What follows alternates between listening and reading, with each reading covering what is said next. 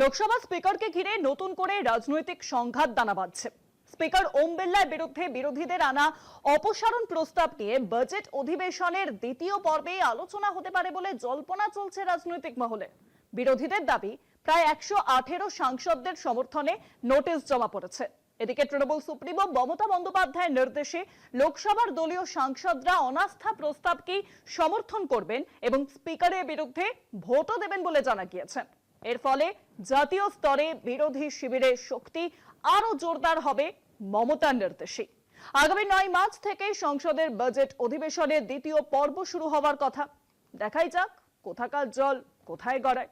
এই খবরের দিকে আমাদের নজর থাকবে, কিন্তু সময় এখন একটা বিরতির। ফিরছি বিরতির পর এই খবর নিয়ে। Whip BJP Congress.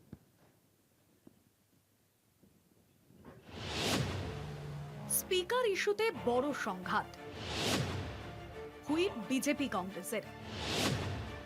প্রস্তাবের পক্ষেই তৃণমূল। লোকসভা স্পিকার ওম বিড়লার বিরুদ্ধে আনা অনাস্থা প্রস্তাবকে কেন্দ্র করে বিরোধী শিবিরের ঐক্য আরো জোরদার হলো।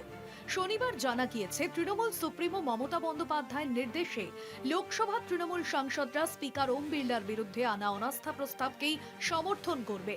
মমতার নির্দেশ, প্রয়োজনে দলীয় সাংসদরা প্রস্তাবের পক্ষে ভোট দেবেন। তৃণমূল সুপ্রিমো এই সিদ্ধান্তের ফলে ইন্ডিয়া জোটের ঐক্যের ছবিটা দেশ জুড়ে স্পষ্ট হয়েছে।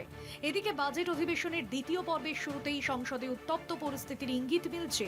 নতুন করে রাজনৈতিক চাপানুতরের আবহ তৈরি হয়েছে স্পিকারকে ঘিরে।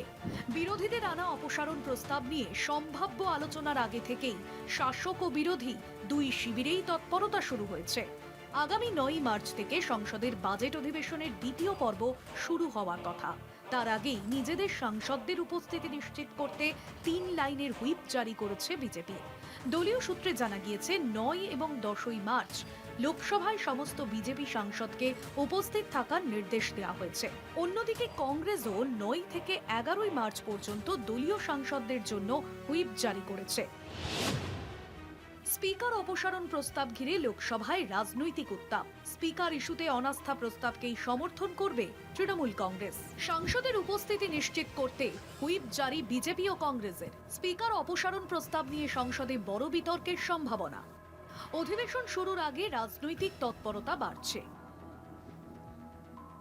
ফেব্রুয়ারি মাসে বাজেট অধিবেশনের প্রথম পর্ব চলাকালীন কংগ্রেসের উদ্যোগে একাধিক বিরোধী দল একজোট হয়ে স্পিকারের বিরুদ্ধে অপসারণ প্রস্তাবের নোটিশ জমা দেয়। সংসদের বিধি অনুযায়ী এমন প্রস্তাব আনতে নির্দিষ্ট সংখ্যক সাংসদের সমর্থন প্রয়োজন হয়। বিরোধীদের দাবি, জমা দেওয়া নোটিশে প্রায় 118 জন সাংসদের স্বাক্ষর রয়েছে।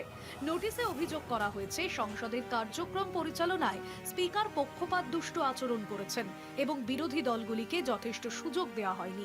বিরোধীদের জমা দেওয়া ওই নোটিশে তৃণমূলের কোনো সাংসদের স্বাক্ষর না থাকলেও শনিবার মমতা বন্দ্যোপাধ্যায় দলের লোকসভা সাংসদদের নির্দেশ দিয়েছেন, স্পিকার ওম বিড়লার বিরুদ্ধে আনা অনাস্থা প্রস্তাবকেই সমর্থন করতে হবে।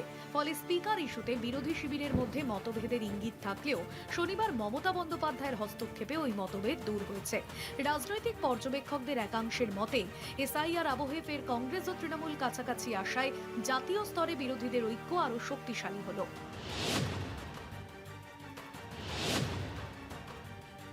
সব মিলিয়ে বাজেট অধিবেশনের দ্বিতীয় পর্ব শুরু হতেই লোকসভায় অনাস্থা ইস্যু ঘিরে জোর রাজনৈতিক সংঘাত দেখা দিতে পারে বলেই মনে করা হচ্ছে। কলকাতা টিভি।